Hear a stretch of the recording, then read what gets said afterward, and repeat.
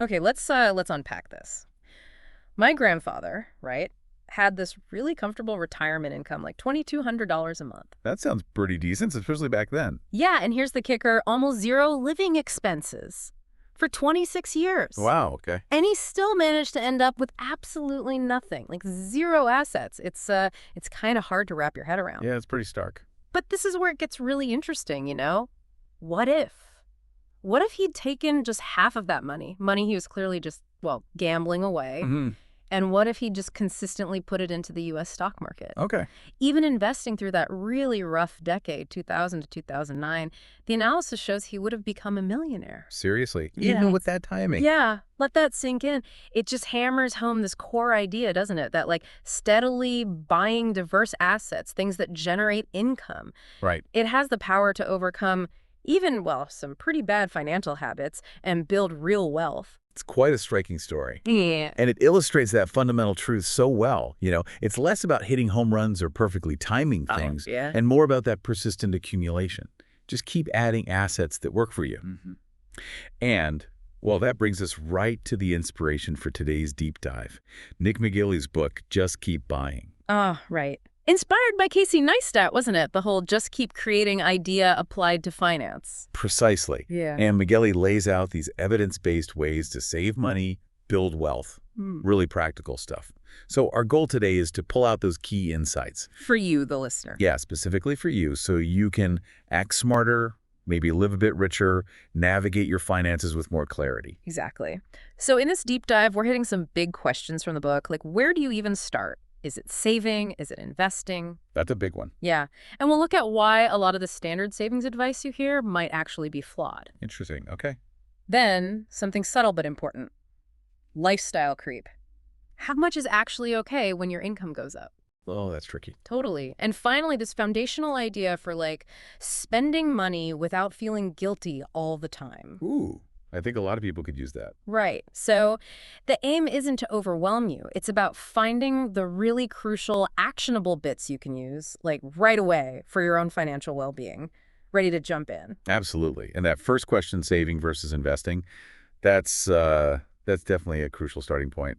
Lots of uncertainty there for people, especially early on. You're spot on because you hear the standard advice immediately, right? Yeah. Keep fees low, diversify, hold long term. The usual suspects. Yeah, and it's not wrong advice, but the book points out how it can be misapplied, particularly when you're just, starting out. Right. Maggiulli shares his own story, like fresh out of college, maybe $1,000 in his retirement account. Okay. Yeah. Not much. Not much at all. And yet he was spending ages agonizing over every little investment choice. Spreadsheets, checking balances constantly, second-guessing everything. Oh, man. I think many of us have been there, maybe on a smaller scale. Overthinking with small amounts. Totally. It's almost funny looking back. And what's really insightful is this idea he introduces, the save-invest continuum. Right, not like a switch, but a scale. Exactly. It's not strictly either. It's more of a gradual shift. So when your total pot savings and investments is pretty small, the act of actually saving, like putting away a good chunk of your income, that makes a much bigger difference to your wealth growing than, say, the 5% return you might get on that small amount. That makes sense. The raw dollar saved are bigger. Right. But then, as your wealth builds up over time, the power of compounding, the returns on your investments, that naturally becomes the main engine driving growth. So the focus shifts. It shifts. And interestingly, he also mentions how your risk tolerance might play a role too. Someone okay with more market ups and downs might lean towards investing a bit earlier. Even with less money saved. Potentially. While someone more cautious might want a bigger savings buffer first. It's personal. And he gives a really simple way for you listening to figure out where you might be on this continuum, right? Yeah, it basically boils down to looking at how much you can comfortably save each year, your expected annual savings. Okay. If that number is like way higher than what your investments are currently earning you in returns, Gotcha. then your main focus probably needs to be on boosting your income. Because that gives you more fuel for saving in the first place. He had that example, didn't he? Someone saving, what, $10,000 a year? Yeah, saving $10 a year, earning maybe 5% on their investments. That first year, the investments only add $500. Right. Peanuts compared to the $10 saved. Exactly. The saving part is clearly doing the heavy lifting at that stage. Makes total sense. Precisely. So in those early stages, yeah, the growth is mostly from saving. But, fast forward. Imagine that same person saves $10 K every year, same 5% return, but does it for, say, 40 years. Okay, long haul. Long haul. Over time, those investment returns, compounding on that growing pile of money, that becomes a much, much bigger piece of the pie. So the balance tips significantly. It really does. Yeah. So while saving is absolutely critical, like non-negotiable at the start, the real engine for long-term wealth, that's investing. Yeah. The key for you is just understanding that this balance isn't static. It evolves. Okay, that framework makes a lot of sense. So once you kind of get your head around that save-invest dynamic, the obvious next question is, well, how much should I actually be saving? Right. And this is where Maggiulli really starts poking holes in some of the common advice out there. This is important, isn't it? Because you Google how much should I save, and bam. Yeah. All these rules. You get flooded with these neat, tidy rules. Save 15% of your income, or 20%, maybe 25%. Or those age-based milestones. Have 1x your salary by 30, 2x by 35, that kind of thing. Exactly. And they feel clear. They give you a target. But Maggiulli points out some pretty big flaws in the assumptions behind them. Yeah, like what? Well, the big ones are, first, they often assume your income grows smoothly over your whole career. Which doesn't happen for everyone. Life happens. Not reality for many, no. And second, they kind of assume someone earning, say, $40,000 a year can save the same percentage as someone earning $200,000. Yeah, that doesn't track. Necessities eat up a bigger chunk of smaller income. Precisely. It just doesn't reflect how real finances work. And, as he notes, academic research actually, disproves those assumptions. Wow. Okay, so the foundation is shaky. A bit shaky. And what's really interesting is the emotional weight this generic advice carries. The stress. Yeah, he cites a study. Nearly half of U.S. adults feel significant anxiety just worrying if they're saving enough. That's a lot of people stressing. It is. And maybe even more worrying, he references Brookings Institute research suggesting the negative health effects of stress can actually outweigh the positives of having more income or even being in good physical health. Whoa. So the worry itself is harmful. Can be really counterproductive, yeah. Yeah. Constantly chasing these potentially arbitrary targets. Okay, so if those standard rules aren't the best guide, what's a more practical way for you listening to estimate how much you should aim to save? He suggests a much more grounded approach. Personalized. How does that work? Instead of a percentage of income, start by figuring out your fixed monthly costs. The predictable stuff. Rent, mortgage, utilities, subscriptions, car payment. Exactly. Get a clear handle on that baseline. Then, estimate your variable spending. Groceries, eating out, fun stuff, travel. Right. The stuff that fluctuates. And he has a smart tip here. Try using just one credit card for most of those variable expenses. Ah, simplifies tracking. Massively. Makes it way easier to see where that money's going without needing, detailed budgeting spreadsheets for every coffee. Okay, that feels much more doable. It's based on your actual life, not some generic percentage. Exactly. And it helps avoid that vague feeling of just not saving enough.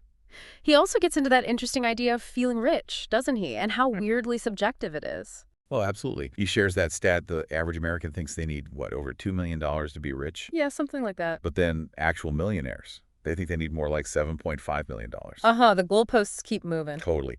It just shows how much our perception of wealth is tied to who we compare ourselves to, our aspirations.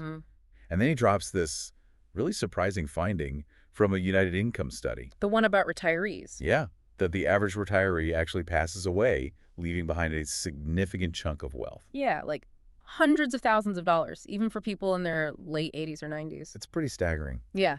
And it strongly suggests that, for many people, the fear of running out of money in retirement is way bigger than the actual risk. Seems that way. The fear often outweighs the reality. So his conclusion is kind of counterintuitive then. Yeah, it leads him to this evidence-based, but still sort of surprising conclusion. Yeah.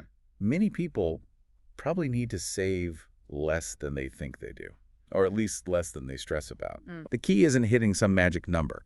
It's having a realistic grasp of your actual spending needs and a solid plan, rather than, blindly chasing abstract goals. Okay, so we've talked about where to start, save versus invest, and a better way to think about how much to save. Now let's flip the coin. The other side of the equation, boosting your income. Right. And this is where Maggiulli really argues for a more sustainable path, Yeah. ultimately more impactful for building serious wealth. He brings it back to that basic formula, right? Savings, income, spending. Exactly. Simple but powerful. And while, yeah, cutting your spending can increase savings, he argues it has limits. How so? Well, he draws a parallel to weight loss. Exercise helps, sure, but diet often has a bigger long-term impact, right? Our habits adjust? Our spending habits tend to adjust too. Yeah. And there's a floor to how much you can cut. He uses data for that too, doesn't he, from the Consumer Expenditure Survey? Yeah, quite telling data. Look at the bottom 20% of U.S. households by income. They earn, on average, just over $1,000 a month, but they spend almost double that, nearly $2,000. Wow. So for them, cutting spending significantly? Just isn't realistic for building savings. There's nothing left to cut. And even for higher earners, a big chunk of income still goes to necessities: housing, food, transport. Right. There's a baseline cost of living. And he brings in this economic idea here: diminishing marginal utility. Sounds fancy. What's the gist? He playfully calls it the law of the stomach. Think about pizza. First slice, amazing. Second, still great. Fourth or fifth. Exactly. The enjoyment, the utility you get from each extra slice goes down, even though it costs the same. Okay, got it. It basically means that each extra dollar you spend doesn't necessarily bring the same happiness as the one before it. You can only consume so much, own so many things, before the added benefit tails off. So spending doesn't just keep scaling up perfectly with income. Generally, no. Yeah. Which leads him to debunk that whole cut your lattes to get rich idea. Ah, yes. The classic, slightly annoying advice. Right. He points out those examples often ignore the fact that you'd need, like, insanely high investment returns for those tiny savings to actually make you wealthy. Good point. It's rarely just the latte money. And he criticizes the sometimes condescending tone of that extreme frugality advice. He emphasizes the most reliable, consistent way to get rich: grow your income, then invest that bigger income stream. Makes sense. Focus on the bigger lever. Now, he admits increasing income is usually harder at first than cutting spending. Sure, finding ways to earn more takes effort. Definitely. But he argues it's the only truly sustainable path to significant wealth. And he outlines 5 main ways to do it. Okay, what are they? 1, selling your time your standard job. 2, selling a skill or service trace, freelancing consulting. Gotcha. 3, teaching something you know. 4, creating and selling a product, physical or digital. And 5, climbing the corporate ladder in your existing job. And he gives pros and cons for each, I assume? Yep, briefly touches on the upsides and downsides of each path. It's interesting, too. He notes that the typical self-made millionaire takes, like, 32 years to get there. Yeah, over 3 decades. And the average entrepreneur is around 40. So it's not usually an overnight thing. And maybe working a regular job first helps build skills and capital. Absolutely. It highlights the value of that traditional career path for gaining experience, building a network, saving up some capital before maybe branching out later, if that's the goal. Right. And crucially, he stresses that all these ways to make more money, they should really be seen as temporary steps. Stepping stones to what? Stepping stones to fuel acquiring income-producing assets. That's the end game. Buying things that make money for you. Like we talked about at the start. Exactly. He uses Jerry Richardson as an example, the only NFL player to become a billionaire. How would he do it? Not just his football salary, presumably. Not primarily, no. It was through business ownership, Hardee's franchises, then owning the Carolina Panthers NFL team. Owning the assets. That's the core message. Right. Think like an owner. Use your earned income to buy assets. Okay, great. So let's say you do manage to boost your income. You get raises, bonuses start rolling in. What happens next? This brings us to lifestyle creep. Yes, a really important and often sneaky part of personal finance. Sneaky how? Well, Maggiulli starts with a cautionary tale. The Vanderbilt family. The Vanderbilts, like railroad Gilded Age money. That's them. Immensely wealthy.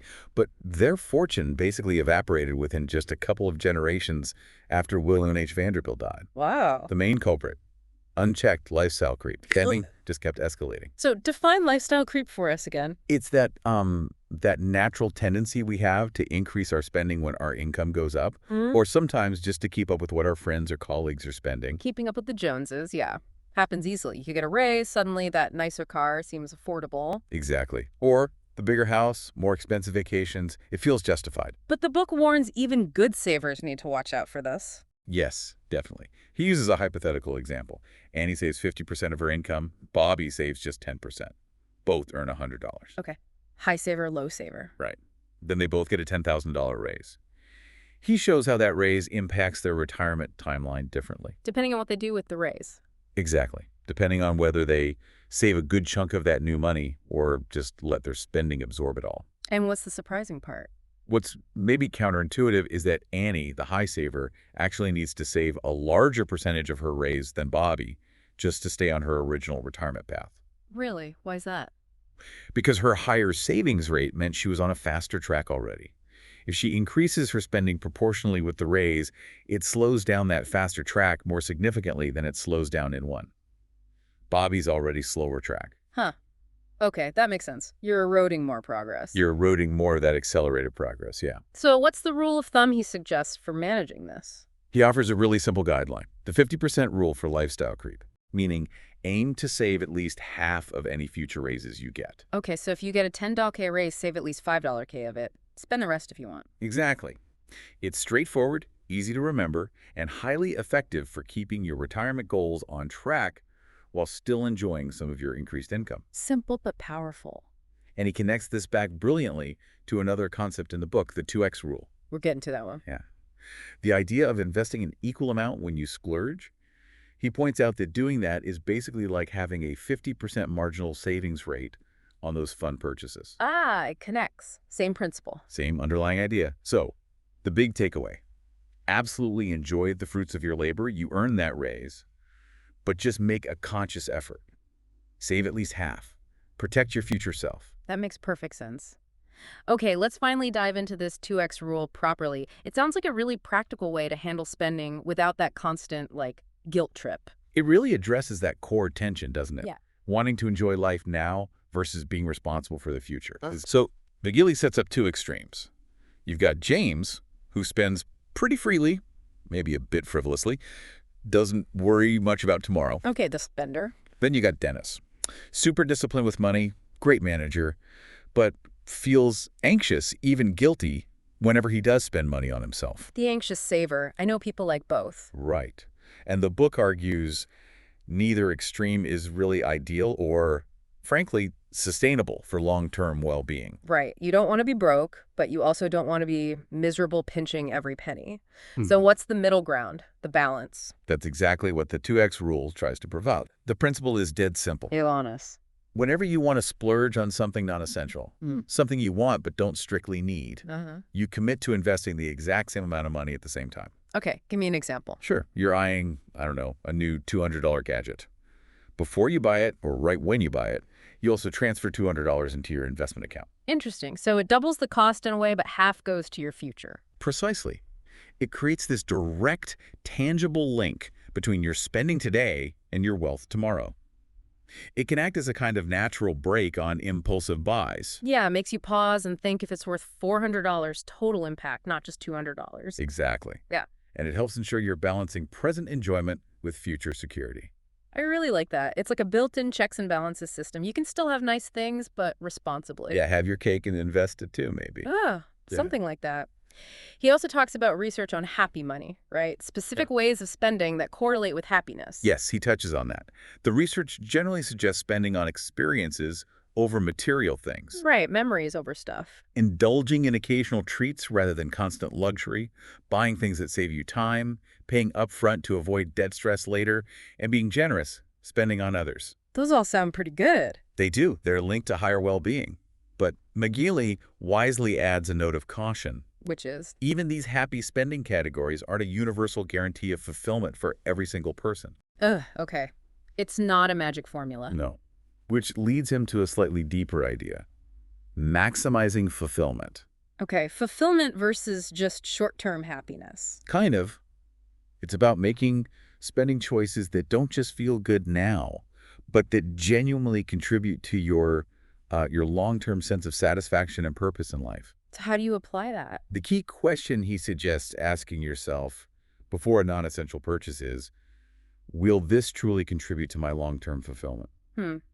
Deeper than just, do I want this? Much deeper. If the honest answer is yes, then go for it. Make the purchase, enjoy it without guilt. And if the answer is no, Or maybe just meh. Then it's probably money that could be better used elsewhere. Maybe saved, maybe invested using the 2x rule, maybe spent on something else that does align better with your long-term fulfillment. Right. It's about intentionality. Very much so. And he wraps it all up this really powerful personal point. The only right way to spend money is the way that works for you.